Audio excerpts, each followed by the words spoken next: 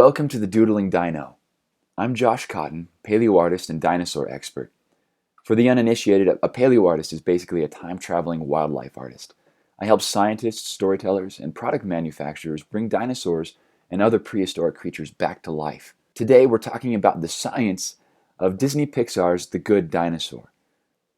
Now, I have a bit of a cold today, so if my voice sounds funny, bear with me. Besides, the best thing about having a cold is that it makes it super easy to do an epic movie trailer voice. So, here goes. In a world where dinosaurs never went extinct, prehistoric creatures survived to the age of man in an elementary school lunchbox come true. Gargantuan herbivores and fearsome carnivores rule the earth once more. Plus, it's like a family film, so you could pet one if you want. Won't even bite you. Maybe menace you, or wait, no. It's rated PG for peril, action, and thematic elements. Is biting a thematic element? Maybe don't pet one. With a science-proof premise that places man and dinosaurs together for an epic adventure, The Good Dinosaur can do no wrong. But there are some holes in the logic. All right. So you can see here, this is Arlo. He was the animal that you see in the film. And this is a sculpt that I did of him as he is seen in the film. As kind of an added bonus to this review, over the course of this, I'm going to show a time-lapse of my resculpting and reforming this sculpture of Arlo to more match the type of long-necked dinosaur that would have been around at the time of the asteroid impact. Not Apatosaurus, but Alamosaurus, which I think would have been a really cool visual statement. We'll see if you agree with me by the end. I should mention here too that I have no association or affiliation with Disney, with Pixar, or its associates. This is strictly a scientific educational exercise for your entertainment. Now, I want to make clear that this video is by no means intended to disparage or badmouth The Good Dinosaur as a film. Far from it. I saw it with my family last night and we had a blast. Beautiful filmmaking, beautiful storytelling, and I really appreciated that they chose to have the film take place in Wyoming as I grew up there. Pixar did a really good job of representing what is beautiful about the state. It was a great film with powerful, positive lessons, and I highly recommend going to the theater and seeing it. With that said, Pixar decided to explore what might have been if the asteroid never wiped out the dinosaurs. Here, in this review, we're going to explore what might have happened if Pixar had decided to stick more closely to science. You see, the magic of dinosaurs is that they don't disappear when the storybook closes. The magic of dinosaurs is that they are real. And when you take away part of the real, you take away part of the magic. That's not to say that we shouldn't stylize, cartoon, or make some concessions for storytelling, but I believe that it should be done with great love and care in order to make sure that the magic of these animals makes it through the creative process intact. I believe that better science would make The Good Dinosaur a better dinosaur. So, the main issue with The Good Dinosaur is time. An asteroid smacked into the Yucatan Peninsula 65 million years ago, wiping out the dinosaurs. Now, first off, assuming that the asteroid missed, it's highly unlikely that the animals that we would see 65 million years later would look a ton like the animals that we're familiar with. You see, the average dinosaur species lasted 1 to 3 million years. In The Good Dinosaur, they show T-Rex still being around 65 million years later. Now, he might have had a descendant if he hadn't gone extinct, but we wouldn't have T-Rex per se. So, I can understand for storytelling and for familiarity with the audience, really the point of the film was just to get humans and dinosaurs together. So we'll give them that concession. We'll give them the concession that we'll say life froze, evolution froze for dinosaurs at least, when the asteroid hit. Now, there's a problem with this too.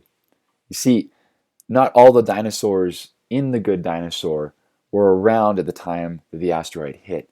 Hollywood tends to create this perception that there was one world of the dinosaurs and that they were all drinking from the same drinking hole at once, But it's not true. There was not one world of the dinosaurs, there were many. They ruled the earth for 160 million years, and many Species came and went. Many went extinct long before the asteroid hit. In fact, just to quickly go down the list, Styracosaurus that we see in the movie, the pet collector, he went extinct 10 million years before the asteroid, so he wouldn't be in the picture.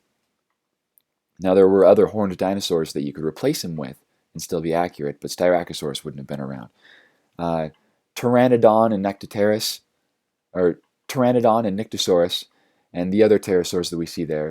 The ones that are shown in the film, all from what I could observe, all of those pterosaurs went extinct 20 million years before the asteroid impact, so they shouldn't be in the film either. There were other pterosaurs around that would have been accurate to put in, but not those particular ones.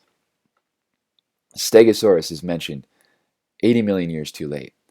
And the main character, and this is this is the sad part, the main character, Arlo the Apatosaurus was separated from the asteroid impact by more time than you and I are separated from the asteroid impact. 80 million years. We're only separated from the asteroid impact by 65 million years. Arlo would have already been a fossil by the time that T-Rex came around. Incidentally, T-Rex is the only dinosaur in the film that would have been around at the time of the asteroid. Possibly also the raptors, depending on what species they're trying to represent. I've heard people say that it's Velociraptor, and if that's the case, then it too is about 20 million years too late, but we'll give them the benefit of the doubt. Let's say there's 2 dinosaurs around in the movie that should be there. The rest of them need to be replaced. Now, that's not to say that the film needs to look a ton different. There were animals that were very similar that were around at the end of the Cretaceous. In particular, like I mentioned, there were other raptors, such as Dakotaraptor and Oviraptor. There were other pterosaurs. Dealing with the pterosaurs for a second, kind of a strange thing that they had going on in the film is that they had 4 different genera, 4 different types of pterosaur, all forming in one pack, if you will, whatever you would have the term for a group of pterosaurs, and which isn't something we see too often in the wild, but I guess that's a concession we can make for storytelling. 2 more things that were off about them, though. Both of them, Hollywood almost always gets wrong. Jurassic World got these wrong too. First off, only primitive pterosaurs have teeth. The types of pterosaurs that they were representing in this film were all very advanced animals, and the later pterosaurs didn't have teeth. Also, all pterosaurs, and we've known this for longer than we've known about dinosaurs having feathers, we've known this for years and years and years, all pterosaurs were covered with fuzz. They were furry, and they actually look really cool with fuzz. If you look up the work of Mark Whitten, he's a great paleo artist who does some cool pterosaurs. So I don't understand, why they wouldn't put the fuzz on them. Could even in these guys, since they were supposed to be scary, you can make it mangy and interesting that way. Maybe something similar to what they did with the Velociraptors. But yeah, they should have had fur. The T-Rexes. The arms on all of T-Rexes were mounted wrong, dislocated. They all should have been in arm slings. See, and Jurassic Park gets this wrong too. T-Rex did not have its palms facing the ground like it was going to dribble a basketball. They were facing inward like it was going to snatch something. All predatory dinosaurs, for the most part, had their palms facing inward. There was also a moment in there where they had the caveman kid Spot sniff something out for the T-Rexes that they couldn't smell. Endocasts of T-Rex brain cases, the cavity inside the skull where the brain was housed. Endocasts show that it had a larger area developed to the sense of smell than any other land animal. The only thing that matches it is a turkey vulture that has to smell carrion from miles and miles and miles away. So they probably would have been doing their own sniffing, but again, we'll give them that concession for the story. Also with T-Rex, there's a lot of people that would suggest that it should have had feathers as well. And there were a lot of tyrannosaurs that had feathers that we found in the fossil record. The jury's still out with T-Rex itself right now. There have been some skin impressions found, but they've only been scales. And the genetics of integument of skin covering turn on very small hinges. It only takes a very small mutation before an animal is completely fuzzy or completely hairless, if it already has the gene, uh, in the case of mammals, or uh, completely feathered or completely bald in the case of birds and dinosaurs. So it could go either way. I won't criticize that. And the raptors, yes, technically they gave feathers to the raptors. Not say that I'm entirely happy about it because it was mostly making fun of it, but it's all in good fun. One thing that the raptors were missing, their feathers, was that we know from the bones of Velociraptor and from the fossils of many other raptors that they would have had actual wings, bones, long feathers sticking out from along their arms. Losing my voice. So the last one we're going to talk about is Arlo. And Arlo, actually, I'm going to show you a redesign here that I did for Arlo. I mentioned earlier, Arlo the Apatosaurus, if he's an Apatosaurus, would have gone extinct 80 million years before the asteroid hit. By the time this film is supposed to take place, he would have been extinct for 150 million years. So we need a different long-necked dinosaur. Fortunately, there is one that was around in North America at the same time as T-Rex, and it's an animal called Alamosaurus. Kind of a cool Western-sounding name, fits with the theme. And Alamosaurus is really neat because it belongs to a group of long-necked dinosaurs called the Titanosaurs. They were the largest land animals ever to walk the earth, bigger than Apatosaurus. However, even though they grew to be the largest animals on the planet as adults, you could keep them the same size for the film because, again, Arlo's a juvenile, so you can make him any size that you want on that spectrum. Also, really cool about these guys, particularly the group that Alamosaurus was in, the Saltosaurs, they had bony armor on their back. They had scales that had solidified into bone and turned into bony scutes, or they call them osteoderms. That means a bone in the skin, these scutes all over the back. You see that in some lizards today. You see that in crocodiles as well. And I think that could have been a really neat design touch to put in. Having grown up in Wyoming, we see a lot of cool cactuses and prickly pears out there. And I think that could have been a neat nod to the environment to maybe have some scutes on the back. Now the spines could have worked really well, I think, for Arlo's dad or Arlo's brother. We still want Arlo to look cute, so you can see as I work on this design that I decided to kind of round these scutes so that instead of scutes they look a little more like freckles and add a little more cute factor to Arlo instead of making him look spiky and dangerous. Everybody's seen this same version of Apatosaurus before. I think it could be really interesting to switch things up a little bit and have some armor on their back and have people think, wow, this looks familiar, but this is different from anything I've seen before. It could have made it a visually more rich film. Another important thing to understand about Alamosaurus is that its front legs were longer than the back legs. And so unlike Arlo, he's not going to be hunched down with shorter front legs than the back legs, but it's going to be standing tall with longer front legs than the back legs. Very graceful, very cool looking. And also, interestingly enough, and I think I've only ever seen this gotten right in a toy once, very rarely on film. Long-necked dinosaurs were missing most of their front toes. Apatosaurus only had one front toe, its thumb claw. By the time you get to the Titanosaurs in the late Cretaceous, they had no front toes, completely gone. They had these kind of hoof-like stumps. And also, there's no pad on the back of it, so the footprint, instead of like in the movie looking kind of like a bear paw footprint, it actually would have been shaped like a horseshoe. So that could have fit better, I think, with the Western theme and been a neat visual statement when they make their mark as becomes a theme through the course of the movie. That would have been more accurate and I think a stronger visual statement. Not to mention, a great place to simplify, giving them kind of Gumby front legs. I mean, they're already headed that direction. Be an enhanced way to simplify their design. They were already pushing the proportions of Arlo more towards those of a horse.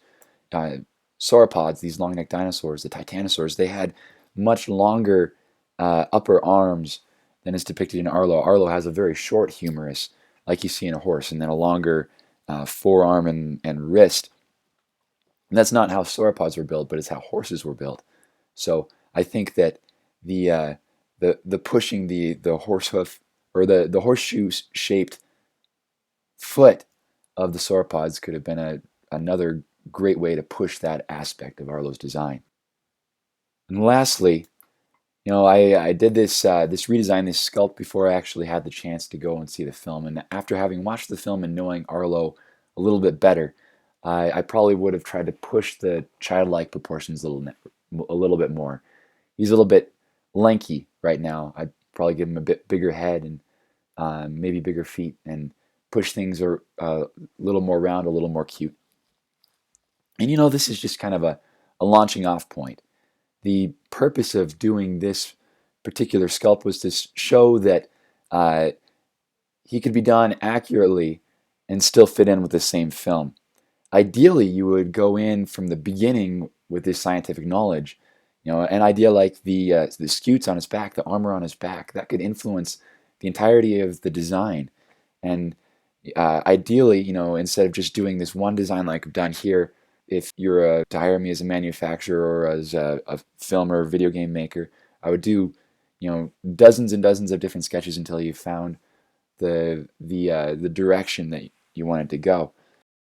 Honestly, a missed opportunity here on The Good Dinosaur to have some of this knowledge incorporated. I'm not sure if they had a scientific advisor or not, but regardless of whether they had the knowledge, it wasn't incorporated. The Good Dinosaur was already a beautiful film, but it had the opportunity and it missed the opportunity to reach new heights, to be stunning, to show the audiences something that they'd never seen before, creatures that they'd never seen before. These animals, science isn't going to hinder your creative vision. It's going to be a trellis for it to bloom on and reach new heights. Really missing out here, not just on the knowledge of the animals, but just some beautiful visuals and some beautiful storytelling, some magic. Like I said, the magic of dinosaurs is that they are real, and you start to lose the real, you start to lose the magic. So I guess leave the invitation to Hollywood and to anybody who goes forth, embarking on a dinosaur-related project. And if you're gonna go on an adventure back in time, bring someone who knows dinosaurs with you. It doesn't have to be me; it could be somebody else. But bring someone along who really knows and loves and cares about these animals, because if you really make the effort to do justice to these animals, then they're going to surprise you. They've surprised me over and over again. And they will bring more magic to the screen than you ever could imagine. Thanks for watching. And if you love dinosaurs, I'd love to hang with you. I'd love to hear from you. Feel free to follow me on both Tumblr and Twitter as The Doodling Dino. I've got a dinosaur art blog on Tumblr that I update all the time with new drawings and paintings and sculptures. You should come check it out. Till next time, be excellent to each other. This is Josh Cotton signing out. Bye.